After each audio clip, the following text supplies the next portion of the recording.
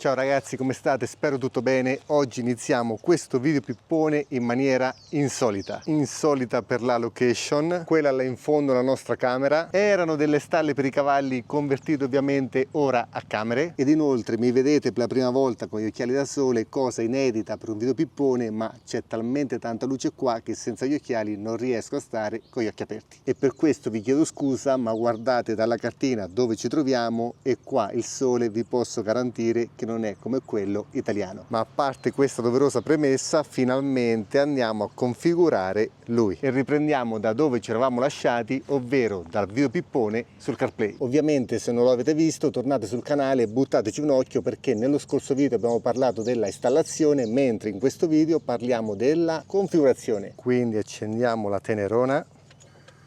Ovviamente si accende anche il CIGI, andiamo a selezionare la lingua italiana. Ok, impostiamo il fuso orario, il Brasile dovrebbe essere -4, ok, possiamo scaricare l'app inquadrando il QR code, qua abbiamo il nome del dispositivo e sotto la password, cicitech.com, nel mio caso abbiamo iOS download, come potete vedere l'app l'avevo scaricata a suo tempo, quindi basta premere apri ed ora connettiamo il nostro device. Start Connecting. Nella lista di wifi trovate CC5416 che ovviamente corrisponde al nome del dispositivo. Selezioniamo, ora ad aggiungere la password che abbiamo visto si trova sotto al nome del dispositivo. 1 2 3 4 5 6 7 8, accedi. Ovviamente ci chiede di autorizzare la connessione, ok, ed ora il telefono è collegato alla wifi creata dal CICI. A questo punto il CarPlay ci dice di utilizzare una scheda micro SD con una velocità di trasferimento classificata U3, perché se le schede non hanno queste prestazioni ovviamente avremo una qualità peggiore dei video o addirittura perdita dei file. Quindi primissima cosa andiamo ad inserire una micro SD al suo interno. Io utilizzo questa della SanDisk modello Extreme Pro. Esistono delle micro SD specifiche per essere continuamente sovrascritte, in quanto con le dashcam avremmo una registrazione continua, quindi una sovrascrizione continua. Ma per adesso abbiamo queste, quindi proviamo queste. La micro SD va inserita nella parte bassa, quindi ora allentiamo il supporto per far ruotare lo schermo in questa maniera, e nella parte bassa troviamo questo coperchio in gomma tenuto da due piccole viti. Basta allentarne una con il cacciavite in dotazione e in questa maniera possiamo togliere la guarnizione, anzi la guarnizione rimane agganciata grazie all'altra vite, ed andiamo ad inserire la nostra micro SD, che nel caso specifico è da 128 giga, e magari ci facciamo aiutare anche dal cacciavite. Ok, micro SD inserita, mentre nell'altro vano trovate una presa USB-C che possiamo chiamare presa di bordo. Richiudiamo la guarnizione ed andiamo a stringere la vite. Tutto super easy. E accendiamo la tenerona. Micro SD rilevata, necessaria cancellazione, ma al tempo stesso possiamo entrare all'interno della configurazione del sistema memoria e la nostra memoria micro SD, dove possiamo anche in questo punto procedere con la cancellazione. Tutti i dati verranno cancellati dopo la formattazione, scegli attentamente, ovviamente ok. Quindi formattiamo la memoria micro SD. Rivelamento, velocità scrittura micro SD. Acquisizione completa. Possiamo tornare alla nostra schermata principale. Ora, cosa importantissima da fare, dobbiamo collegare il CarPlay al telefono tramite il Bluetooth. Accendiamo il telefono, andiamo nella lista del Bluetooth, il Bluetooth ovviamente deve essere attivato, cerchiamo il nostro CIGI, eccolo qua in fondo, altri dispositivi. Richiesta di abbinamento, abbiamo questo codice, ok, abbina, vuoi consentire la sincronizzazione dei contatti e dei preferiti, la tua auto può richiedere l'accesso ai tuoi contatti e preferiti e alle chiamate più recenti tramite Bluetooth, vuoi consentire, consenti, connetti, e come avete potuto vedere in maniera super semplice il telefono si è collegato al CarPlay. Possiamo spegnerlo. Torniamo alle app. Queste sono tutte le app che il software CarPlay riconosce come presenti all'interno del nostro telefono. Tramite il tastino torniamo alla home, in quanto nella parte alta del CarPlay abbiamo questi 4 tasti, quindi il primo torna alla home, il secondo torna al CarPlay, il terzo alle dashcam, e sempre con il terzo tasto possiamo anche invertire le dashcam. Questa è quella posteriore, premendo nuovamente vediamo quella anteriore. anteriore e al tempo stesso nel riquadro qua in alto a sinistra anche quella posteriore. Ulteriore pressione, vediamo la posteriore con l'anteriore, ulteriore pressione solo l'anteriore. Praticamente abbiamo 4 opzioni. Ultimo tastino, si spegne lo schermo. Accendiamo, torniamo alla home.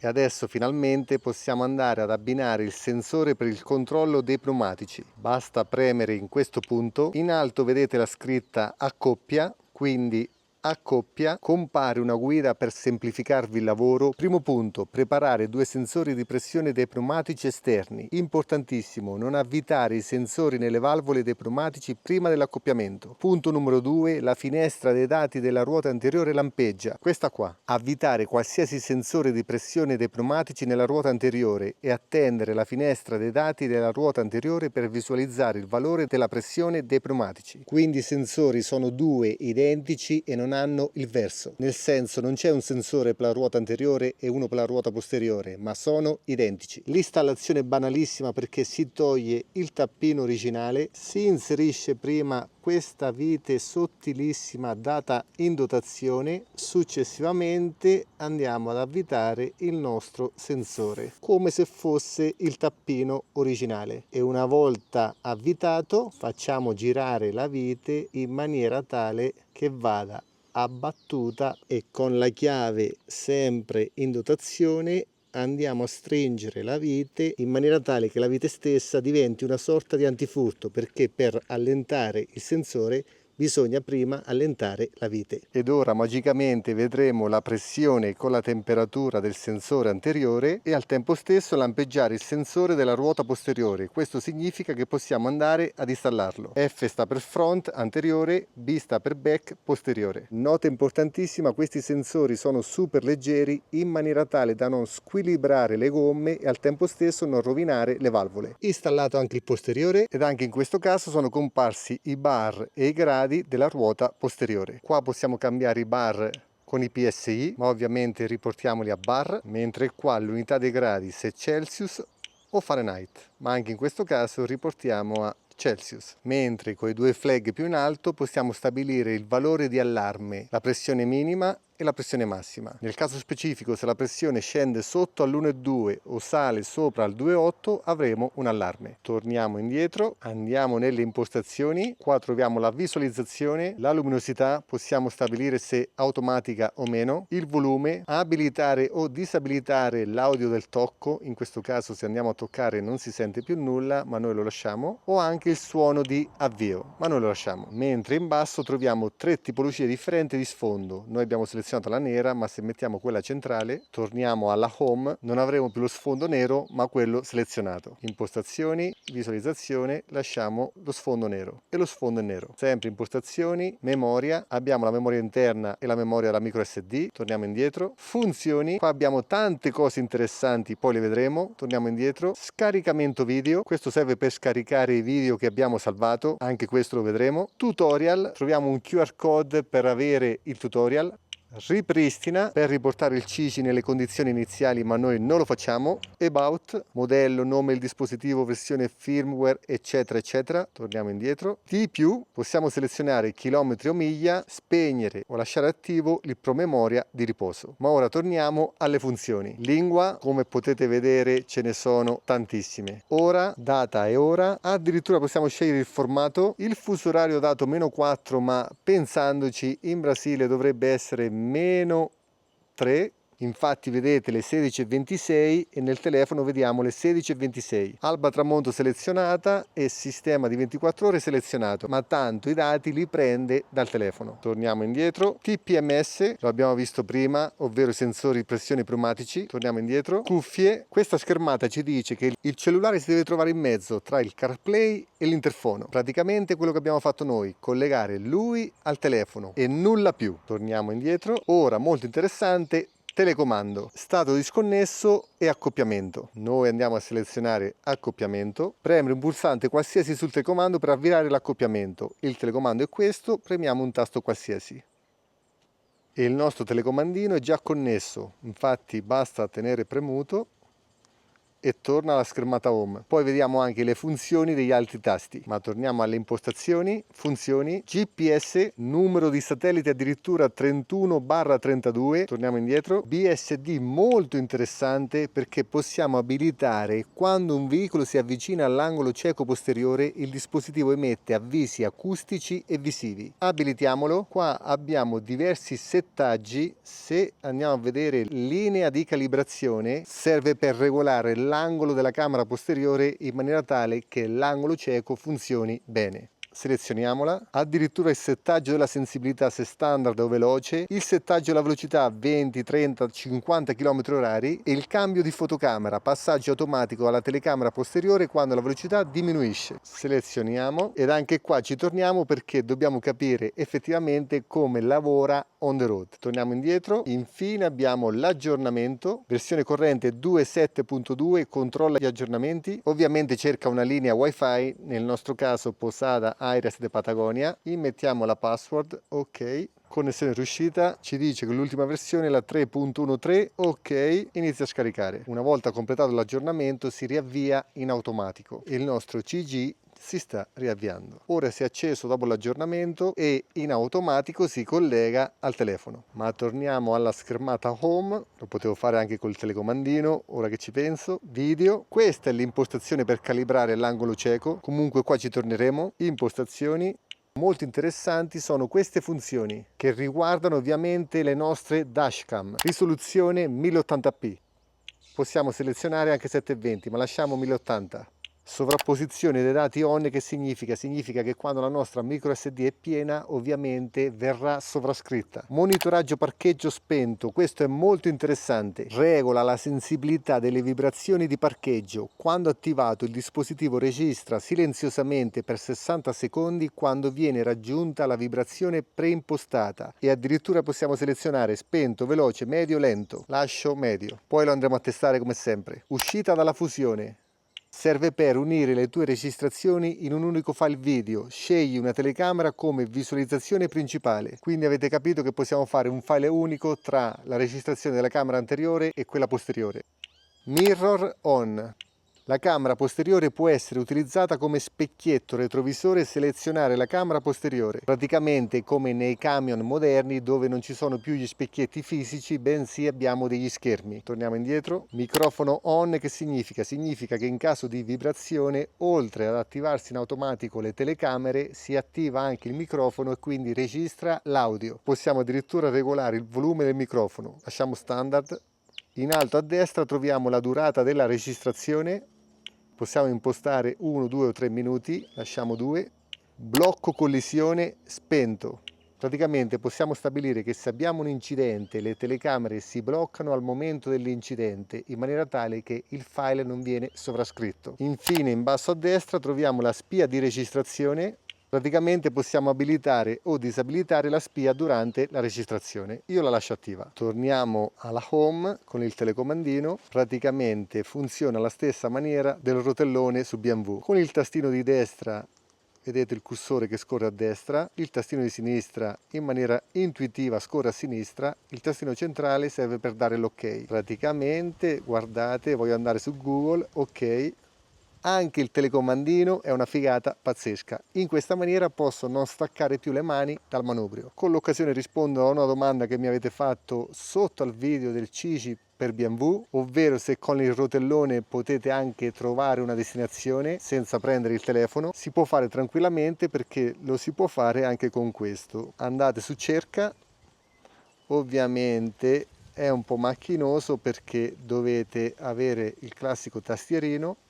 Quindi potete cercare la destinazione con le lettere, ad esempio se selezioniamo la lettera D, per semplificare la ricerca ovviamente trovate tante destinazioni già preimpostate. Ma torniamo indietro, sempre nella ricerca, oltre al classico tastierino avrete anche i comandi vocali.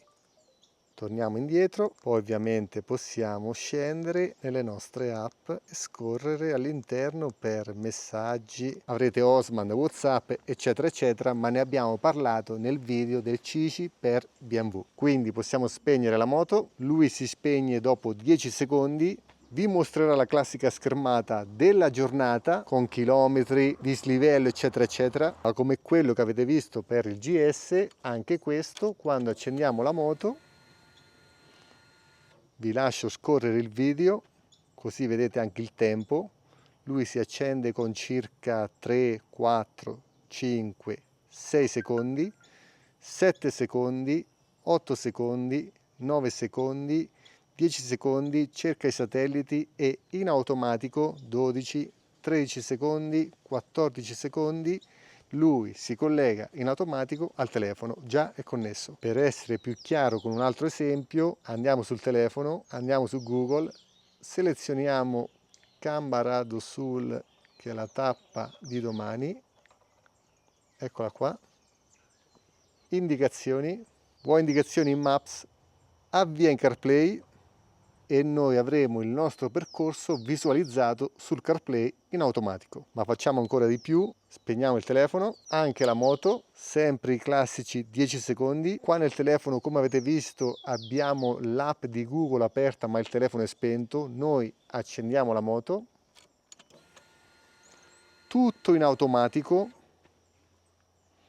3, 4, 5, 6, 7, 8, 9, 10, 11, 12, 13 secondi, il telefono si è collegato al CICI e in automatico troviamo la destinazione Cambarà do Sul sul CICI. A questo punto abbiamo due strade, ovvero premere sullo schermo avvia o al tempo stesso con il telecomandino andare sopra avvia e tasto centrale avviare il percorso. Tutto molto easy. Vedete la spia rossa lampeggiare perché, come abbiamo visto, abbiamo lasciato il LED indicatore rosso acceso quando le telecamere sono attive. Praticamente ora le dashcam stanno registrando sia all'anteriore che al posteriore. Allora, le funzioni le abbiamo sviscerate praticamente tutte e su alcune ci torniamo perché, come già detto, devo testarlo on the road. Non mi sono soffermato su cosa sia un CarPlay perché già ci ho fatto un video dedicato. Se vi interessa lo trovate sul canale, riguarda il CICI per BMW. Ora, con un panno morbido e della semplice acqua, puliamo le dashcam. Questa che vedete è già abbastanza lurida perché abbiamo fatto 2137 km dalla partenza e non l'ho mai pulita. Idem per la posteriore, anzi possiamo dire tranquillamente che i due prodotti sono praticamente identici, con l'unica differenza che l'altro è specifico per BMW,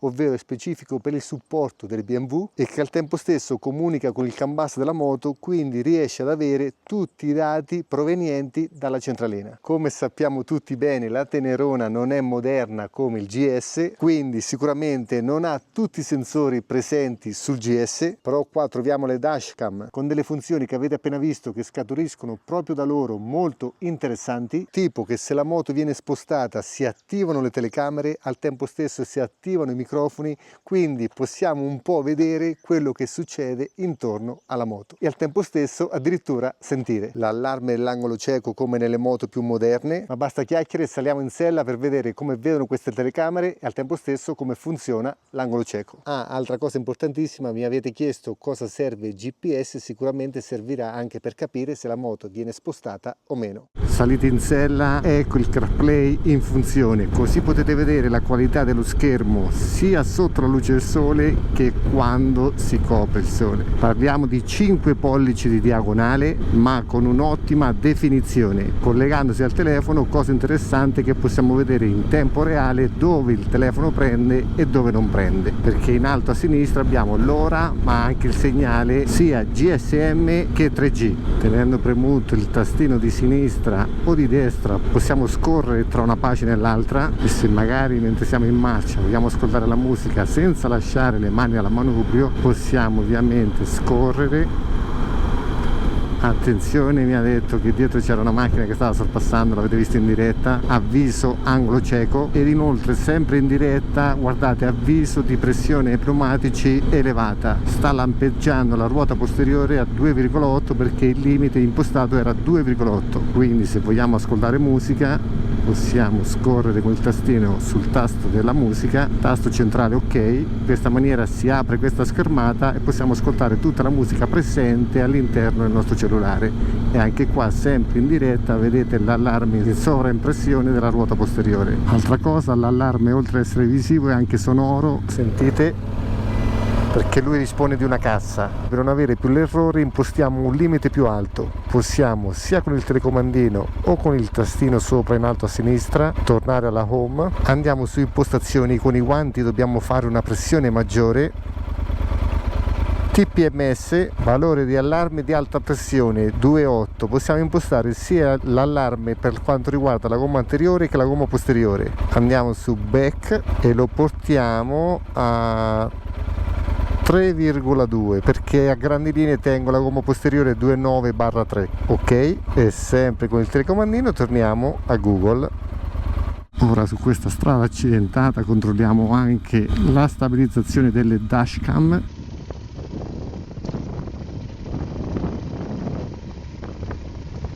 Questa accidentata è una pietraia. A proposito dell'allarme dell'angolo cieco, ho una macchina dietro, guardate, si è attivata la telecamera, ce l'ho ancora dietro, rallento un po', guardate. Praticamente, come avete l'auto dietro che sta per sorpassare, si attiva la telecamera e vi scrive di fianco caution, ovvero attenzione. Figata pazzesca. Altra cosa interessante, il peso dei sensori è veramente irrisorio. Infatti, guardate il manubrio, con un po' di vento laterale, lo sentite anche dal microfono, ma il manubrio non vibra assolutamente.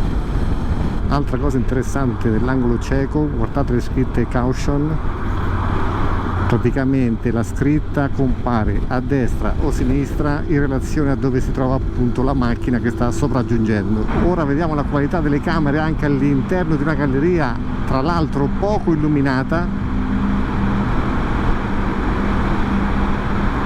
Devi stare con un'attenzione massima.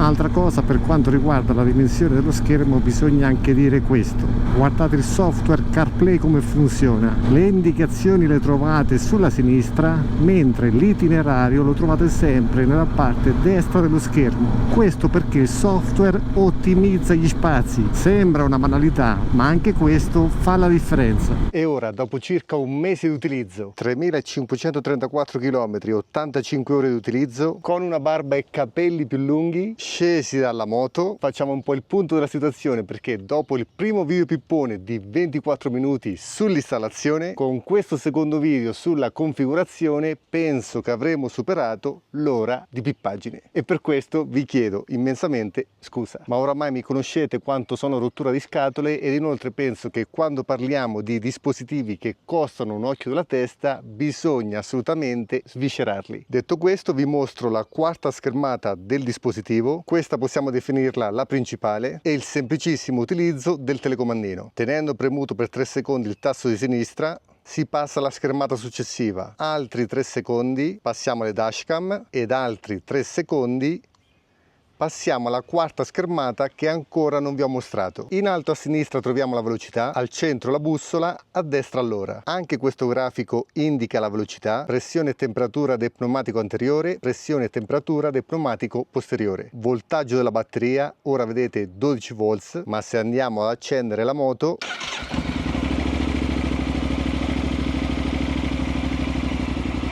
arriveremo a 14 volts.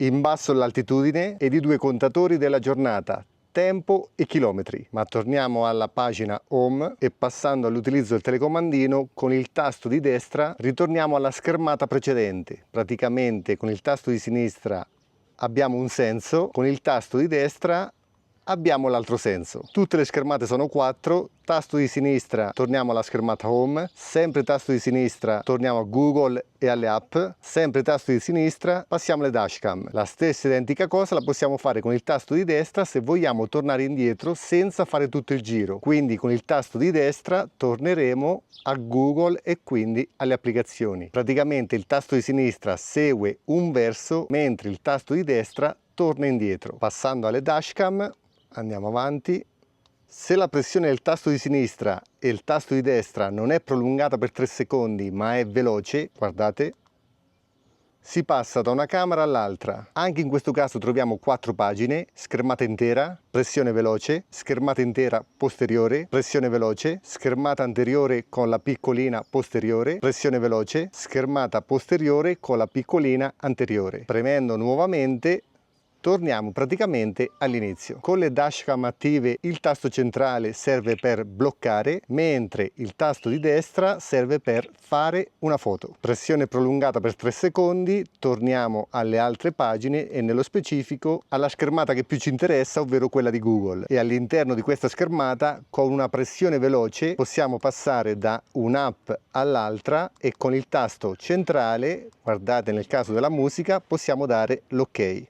Quindi ritornare a Google, tasto centrale e abbiamo la nostra schermata per navigare. Tornando invece alle impostazioni delle dashcam che abbiamo tralasciato, impostazioni, funzioni, BSD, linea di calibrazione. Praticamente questa linea gialla che vedete quando attiviamo la telecamera posteriore serve per calibrare l'inclinazione della camera in maniera tale che la linea dell'orizzonte si trovi a circa 8 metri dalla moto. E una volta calibrata torniamo alle impostazioni, funzioni, BSD, possiamo tranquillamente disattivarla. Mentre per quanto riguarda mostra la telecamera posteriore durante l'allarme, la vedete disattivata in quanto potete stabilire se far attivare o meno la telecamera posteriore quando sopraggiunge un'auto, in maniera tale che se vi trovate in prossimità di un'uscita avete sempre a vista l'itinerario da percorrere e non la telecamera attiva. Ma tornando alle dashcam, molto interessante è anche questa cosa. Torniamo alle impostazioni, scaricamento video, bisogna attivare questo flag. Scaricamento video, poi andiamo nel nostro telefono, nella app di Cigi, Connect the Device, Start Connecting, torniamo all'app, ovviamente dobbiamo dare l'autorizzazione e il telefono si collega al Cigi. In basso abbiamo camera, ma a sinistra abbiamo foto. E queste sono tutte le nostre clip sia in local album che in dashcam album. Ovviamente ne sono tantissime in relazione alla dimensione della scheda micro SD che avete inserito e tutte queste clip durano 2 minuti perché nelle impostazioni avevamo selezionato, se ben vi ricordate, 2 minuti di durata. Inoltre per scaricarle nell'album del telefono è semplicissimo, basta selezionarle, ovviamente possiamo selezionarle tutte oppure fare una selezione singola, vedete il flag blu, e una volta selezionate in basso possiamo cancellarle oppure scaricarle nella memoria del telefono. Come avete appena visto, tutto super semplice a prova di Francesco, e per avere una visione chiara e precisa di come vedono queste dashcam vi lascio delle clip al tramonto con il sole contro, che è la situazione peggiore,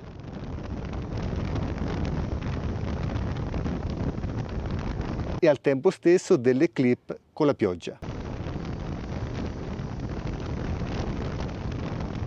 Come potevamo intuire, la qualità delle camere non è altissima, ma questo è normale perché parliamo di camere che registrano in loop, registrano in continuazione. Avere una qualità superiore significa anche una mole di dati enorme e al tempo stesso un software che deve gestire il tutto. E comunque, dal mio punto di vista, la qualità è più che accettabile. Ed inoltre nelle clip in basso al centro abbiamo la velocità in tempo reale, ma molto più interessante, in basso a destra abbiamo le coordinate in tempo reale. Così se mentre siete in marcia perdete qualcosa dalla vostra moto, avete anche la possibilità di ritrovarla. Quindi ora abbiamo capito nel dettaglio a cosa serve questa scatolina qua, ovvero il GPS. E tornando al telecomando che straconsiglio, di fianco trovate questo coperchio in gomma con una linguetta nella parte alta dove all'interno è alloggiata una presa USB di tipo C per ricaricarlo. Ovviamente ci sarebbero tantissimi altri piccoli dettagli di cui poter parlare, ma non voglio stressarvi più di tanto. Se avete qualche curiosità, qualche dubbio, scrivetelo sotto nei commenti.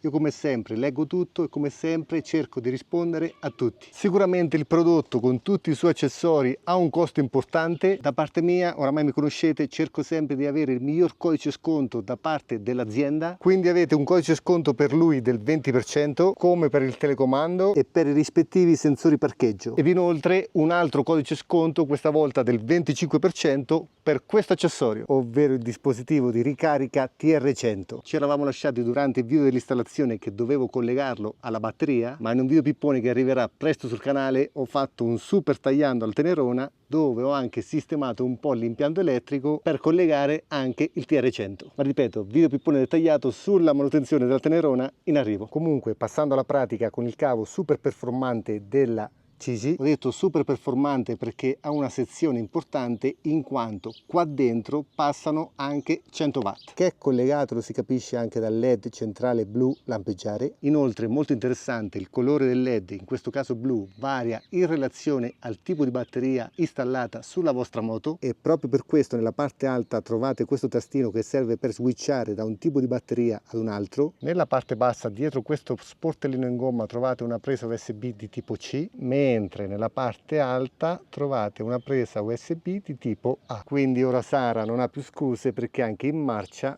può ricaricare tutti i dispositivi elettronici. E guardate anche questo dettaglio per capire la cura del progetto: il cavo dispone di questo bordino tutto intorno che funge da guarnizione per l'acqua, oltre ad avere un cappuccio dall'altro lato come protezione. Eccolo qua.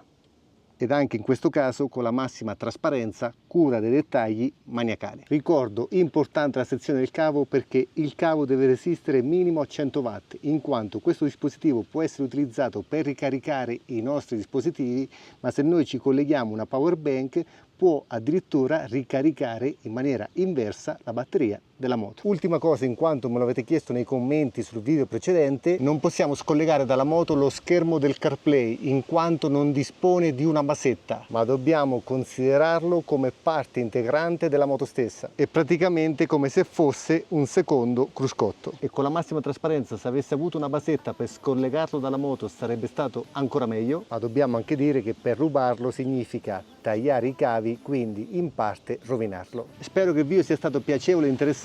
Come sempre cerco di fare il mio meglio per essere il più chiaro e cristallino possibile, e detto questo, se cercate un CarPlay per la vostra moto non ci pensate due volte. Se volete il massimo, questo sicuramente è il miglior dispositivo presente sul mercato. Ciao ragazzi, e noi ci rivediamo al prossimo video pippone. Ciao ragazzi.